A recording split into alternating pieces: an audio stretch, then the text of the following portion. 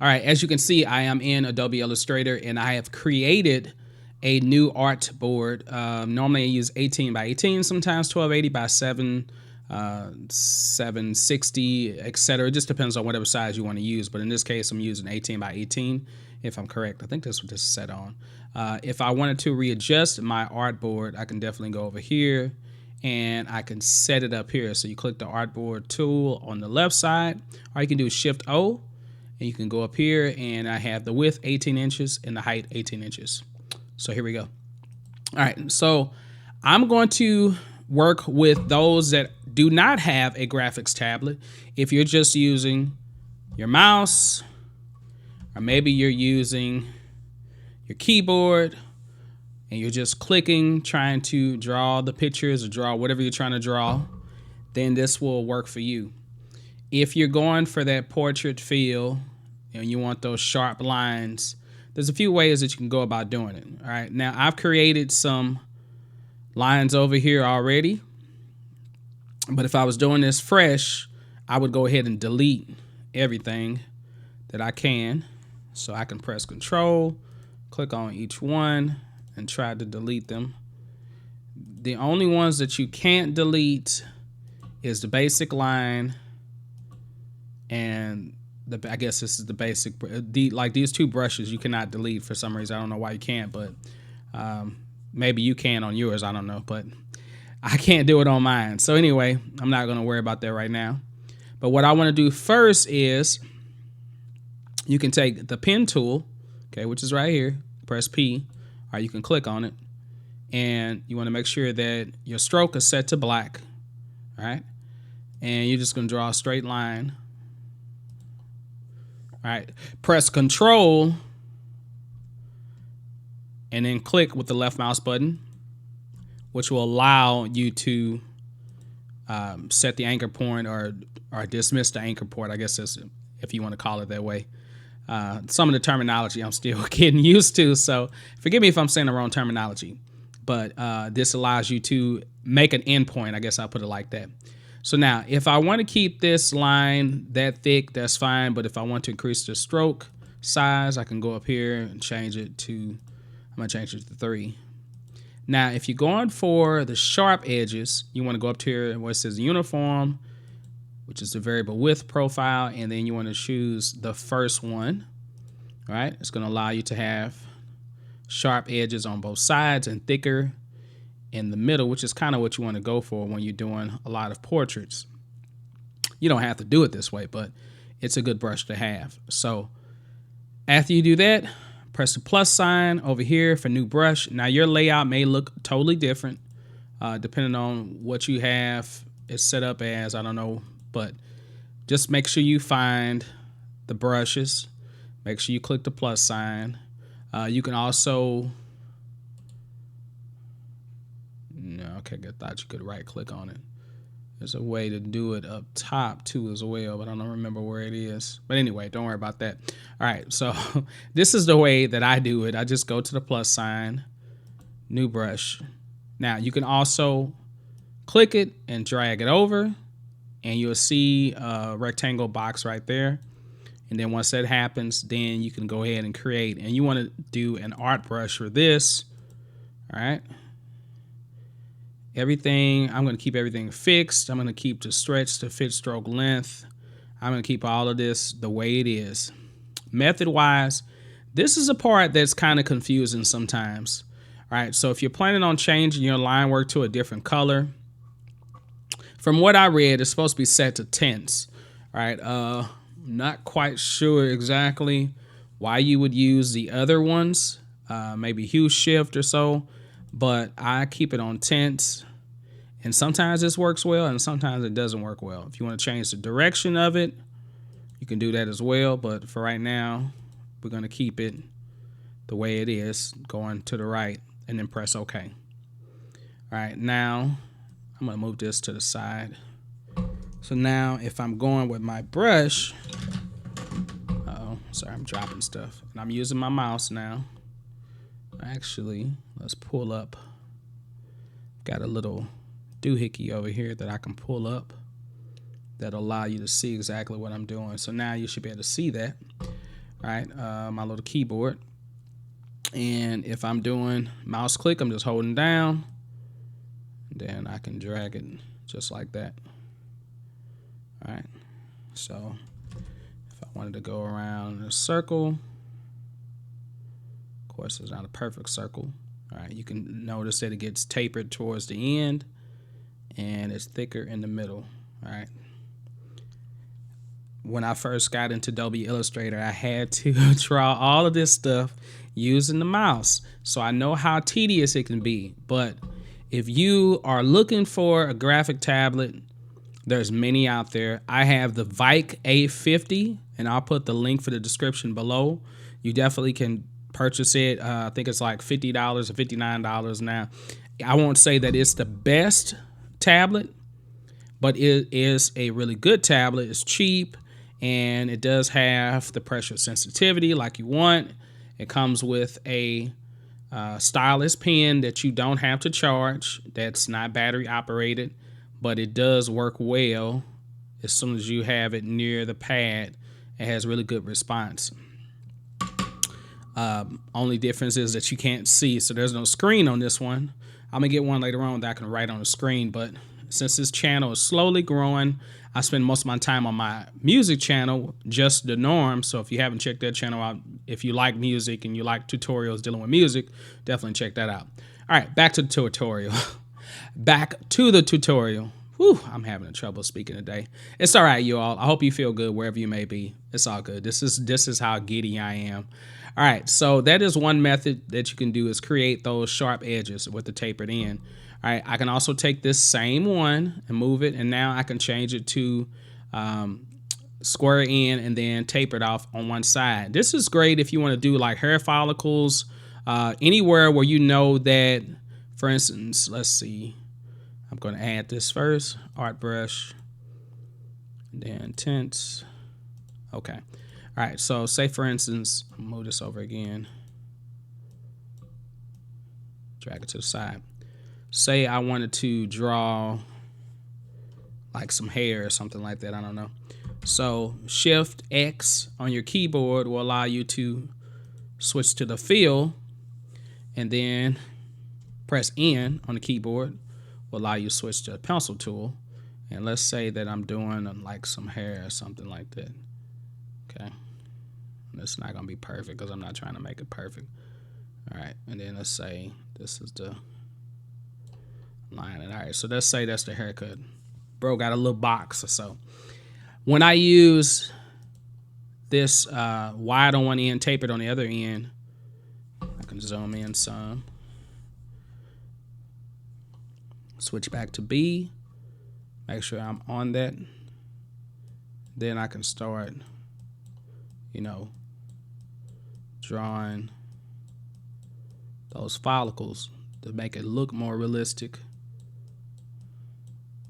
Now, of course, you probably wouldn't draw it like this, but this is good if you have a filled end, but you just want the tapered end to go out. Now, you can also use the other side too as well.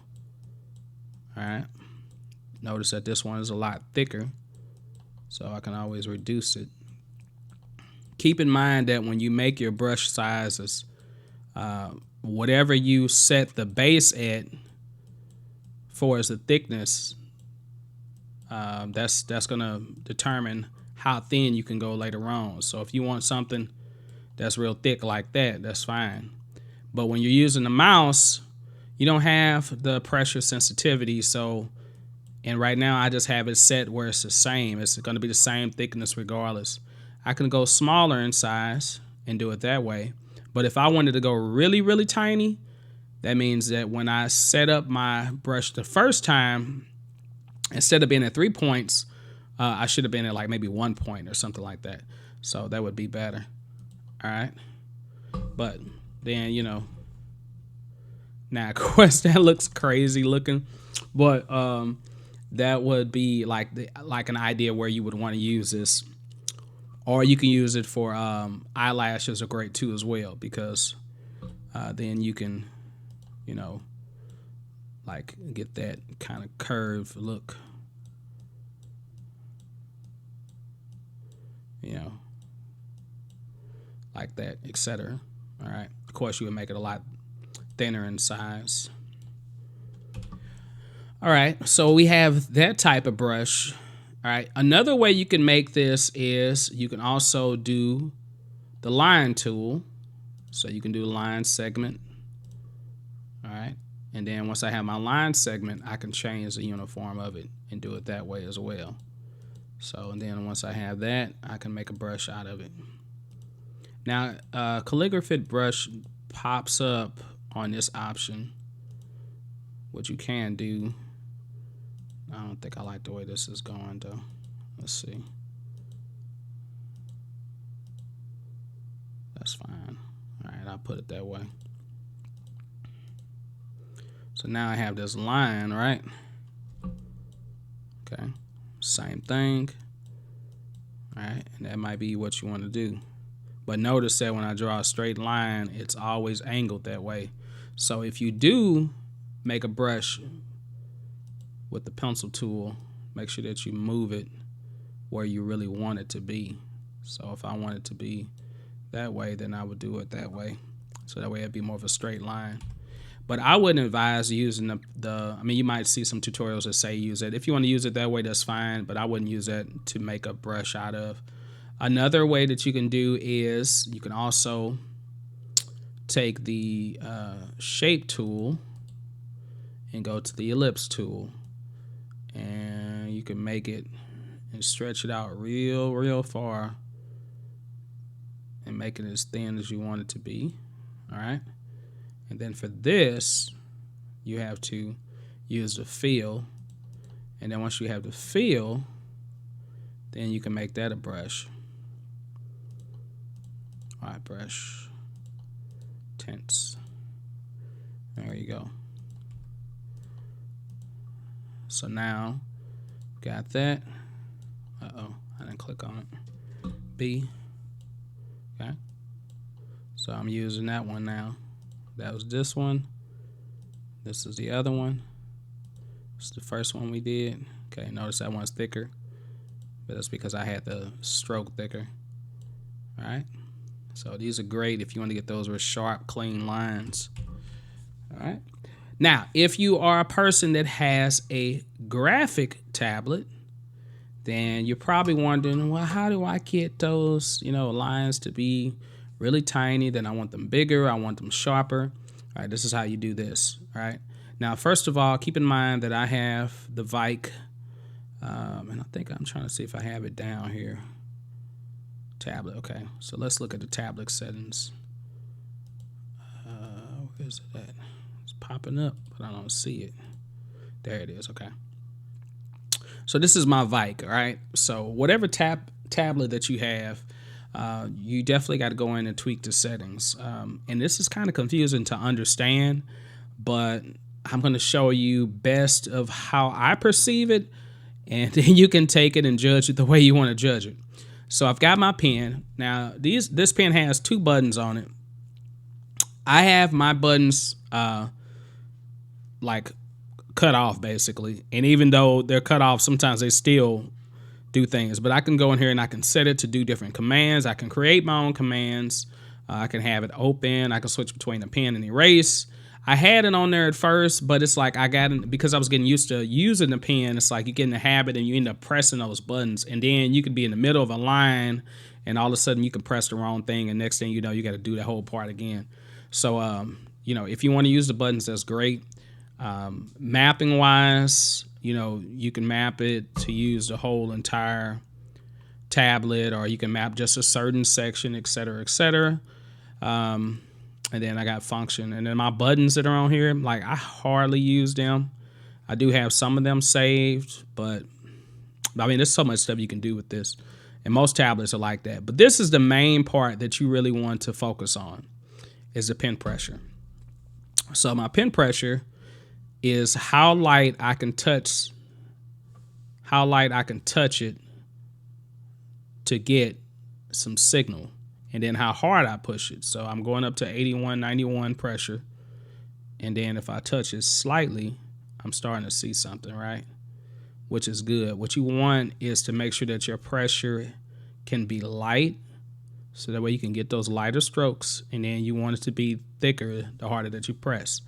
Now, so this is the part that's confusing to me. Click sensitivity. So you have the input and then you have the output. Basically, the input is how hard you press, and then the output is how much comes out, how much sensitivity comes out, basically.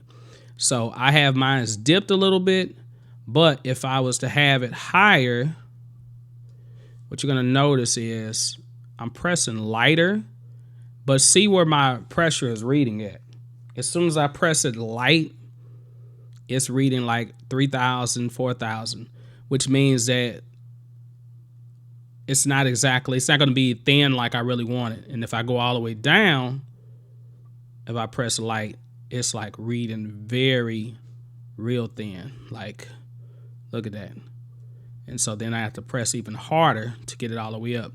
Now you may want yours like that, but I'm going to keep it right here. And I'm going to play around with this too, so you can kind of see what it does. What's the difference? Let me minimize that. So I've got this up, got my tablet, and I got my pen. To create a calligraphy brush on here, all you got to do is just go +, calligraphy brush, press OK. All right. You can name your brush. I'm not going to name it for right now. Angle-wise, angle is just depending on where you want it to be at. It's up to you. Right now, I'm just keeping it at 0. I got to get it back to 0. Sometimes you have to just type it in because it's kind of hard to do it.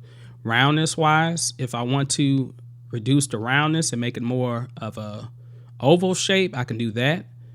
And then I can put a pressure on it, which will allow me to do the variation. So the variation is going to be the difference from wherever the roundness is. So it's 59%. That means my variation can only go up to 41%, right? So that means that it's always going to be at least 59% as far as roundness. But if I want it to be more rounder, then I can use the variation or pressure, basically. That's what that means. I don't really play with this, so I would just say leave it where it is, and you can leave that on fixed. This is the part that you want to worry about. So the size. Now you can set the size to whatever points you want. Typically we do 3 points. All right, and then pressure-wise, you want to set it to 3 points as well, variation rather. And then press OK. All right, and then press B, and make sure I have it checked on my brush. And then if I'm drawing light, now with mine, sometimes I get this little dot. And if you saw any of my drawings, you'll know why I always get that dot. It's because that's that sensitivity I'm talking about. Okay, so now I lower the pressure on my settings for my tablet, and look at how it's going to affect it. So I'm going to click my brush. And by the way, you are going to see some extra stuff on here because I didn't save my project. I had to go right back in here because the last part of this video, for some reason, it started freezing up. So gotta love technology. All right, so I start light. All right, and it's gonna get big. So this one I can touch real light and get really, really tiny, and then get bigger if I want to. That is the way the setting is if I have the pressure sensitivity low. But if I have it high, the input and output. So if I have the input and output high, then this is what happens. As soon as I press, you're going to notice that it's going to, like I'm pressing light. You can't really tell, but I'm pressing light. And no matter how light I press, it's still going to be thicker. So I can't get that thin.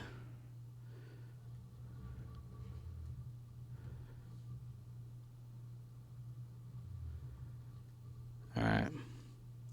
So if you want real crisp thin lines to get thicker, then you have to have the settings somewhere around the middle. All right. Now, I have all these brushes to the side. Okay. Now that I have all my brushes figured out, let's say that I want to save my brushes. If you want to save your brushes, this is what you're going to do. You're going to come over here to your brushes. You're going to go to the brush library. You're going to go to Save Brush. All right. And then, very important, keep in mind where it's located at. You can always locate it. You can always switch it to a different place if you don't want it to be right here. You might want to put it in, like, documents or something like that, and say, let's create a folder and say art brushes. So that way you can find it more easily. All right, and then it's here. Save it. All right, and it should be saved.